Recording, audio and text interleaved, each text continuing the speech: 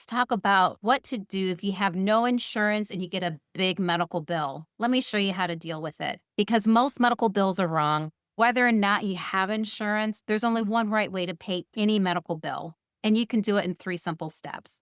And actually, it's often easier to pay a medical bill if you don't have insurance because you don't get pushback from the insurance company saying, hey, we're not going to pay for it. We'll only pay for part of it because it's not medically necessary, or this or that. Believe it or not, it makes it simpler to do the three steps when you don't have insurance and you're not at higher risk of getting overcharged when you do the three steps. First step is you're going to make sure that what you receive is a real bill. What's a real bill? It is something with CPT codes. So CPT codes are to medical services what barcodes are to products in a store. So let's say you go to the corner store. I like to use an example all the time.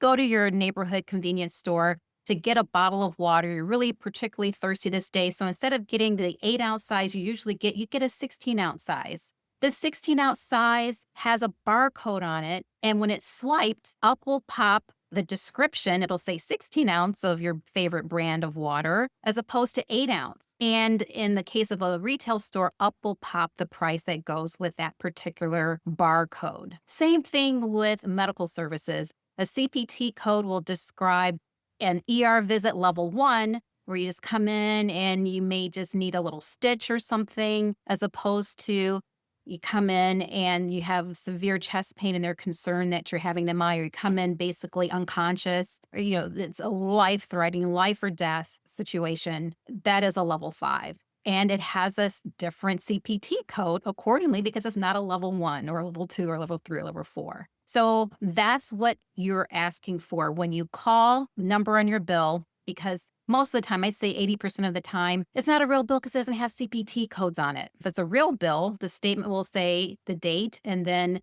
something like CPT or CPT/HCPCS, HCPCS. That's a subtype of a CPT code. If it doesn't have that 5 digits, sometimes it'll have a letter at the front. Often, though, it's just 5 digits. Sometimes it'll be 5 digits dash 2 digits, but just look for it's usually 5 digits. And if you're not sure, or you don't see something with 5 digits on it, then you don't have a real bill. It's not an accurate bill. It's just what I call a wish list. It's a wish list because basically they're wishing and hoping and praying that you'll fall for it. When a provider sends you something like this, it doesn't have a CPT code on it, it's not a real bill, it's because they know you'll fall for it. As opposed to insurance companies, they would never pay anything that doesn't have CPT codes on it for which they're being asked to pay. But an insurance company doesn't pay for something that has CPT codes on it. Why should you? Look at this statement. Is it just a fantasy, a wish list rather? Or is it a real bill, an accurate bill that has CPT codes on it? If not, or you're not sure, call the billing office in step 1 and say, hey, quote, I need something with CPT codes, unquote. Doing this work longer and longer, I'm finding that if you call and ask for what's called a UB-04 form, they'll just cut to the chase. Instead of giving you the runaround, they know that you know what you're talking about, that you need something with a CPT code. So UB-04 forms are basically what the provider fills out to send to insurance companies. By federal law, by the way, as under HIPAA federal law.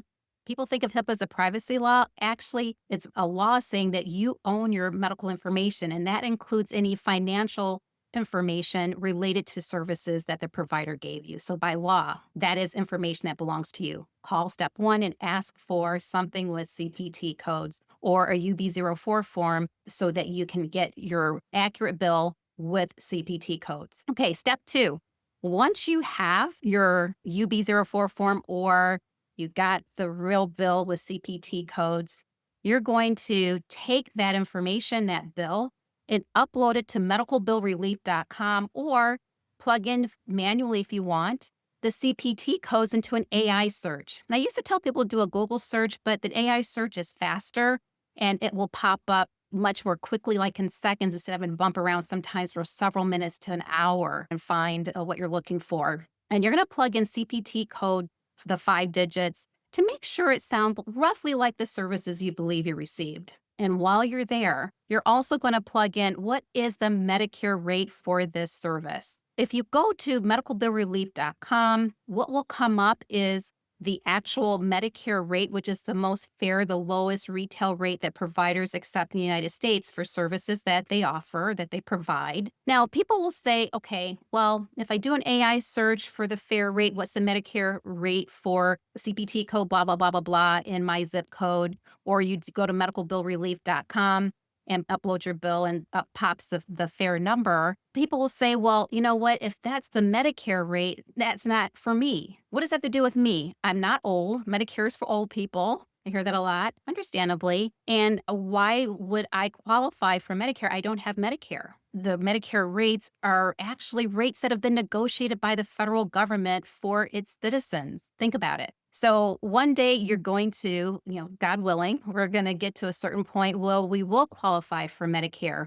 Well, the government has advocated for and negotiated for its citizens with that rate. And there are some conditions for young people with chronic conditions who have to go on Medicare. Just like insurance companies negotiate for a discount for its members, Medicare has done that for you as a citizen in the United States. Just because you don't have Medicare yet, you don't qualify for Medicare yet, you're not covered by Medicare, doesn't mean that you should overpay. What I call MRSP, the manufacturer retail sticker price, that are just totally fictional, made up numbers by a provider. So use the negotiation that's been done for you by the federal government. That's why you're going to say in step 2, I need to know what the fair rate is, meaning the Medicare rate for the services that I'm being billed. Now, when you are in step 2 and thinking about, okay, this is the fair rate, you'll make sure that it really sounds like the services you receive. 80% of medical bills have what I call errors.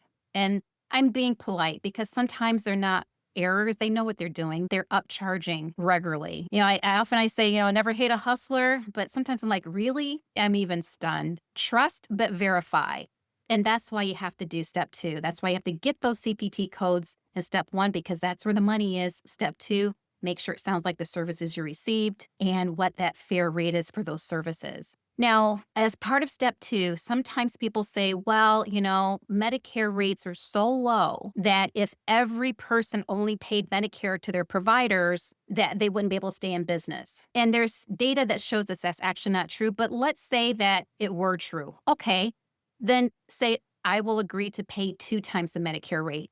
If you go to medicalbillrelief.com, 2 times the Medicare rate is actually the fair rate that you'll get popped up, so that you don't have to think about, is this a number that I should double? Is this fair? It's already done for you. So you're going to take that new number in step 2, and you're going to go to step 3. You're going to call back the provider, and you're going to say, I had to have my appendix out. So for my appendectomy, I had a hospital stay, ER visit plus a hospital stay, and I received a bill from you for $10,000 for the services I received. You're going to say, in my case, I am willing and able to pay $3,000. That's an example. Now, it sounds like, wow, that's a big, huge jump. $10,000 to $3,000 is not unusual because the MRSP, the manufacturer retail sticker price, is a total fictional made up number that hospitals make up. So it looks like they're giving insurance companies a huge discount. It's just total fiction. So that's why you're not at a disadvantage if you don't have insurance, because it's all made up numbers anyway. And again, you have an insurance company that advocated for you, and that's the federal government. In the case of Medicare, is your insurance company that negotiated for you a fair retail price. In step 3, you're going to say, quote, who can I speak with who can help me make a payment plan, unquote, assuming that you don't have the ability to pay for the entire thing comfortably in your budget at the end of the month. If you don't have insurance, you're ahead of the game, actually, believe it or not. The other thing is, when you're in step 3 and you're talking with the provider's billing department about the rate that you're able and willing to pay, make sure that you don't agree to paying something more than you can afford. So if you can only pay $50 a month towards the bill, don't agree to paying, let's say, $75 or $100, because if you miss that payment, they can send that bill to collections. Why would the provider's billing department agree to a low number and agree to a payment plan?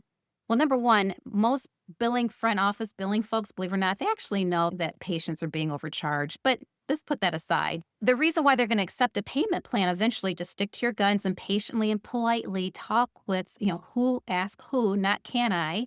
No closed-ended questions. I say open-ended questions only. What, when, how, who.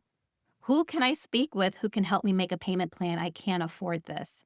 And you may get pushback. You will get pushback. Let's call it what it is. And the reason why they would accept that is because they know that if you don't pay at all, it's cheaper to go ahead and accept the payment plan than risk having to get nothing and sell it for pennies on the dollar to a collections agency.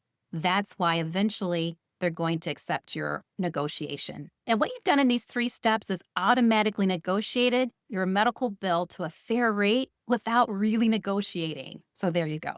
It's your money. Protect it. You can fight your medical bills like a pro. Visit medicalbillrelief.com and check the notes below for more support.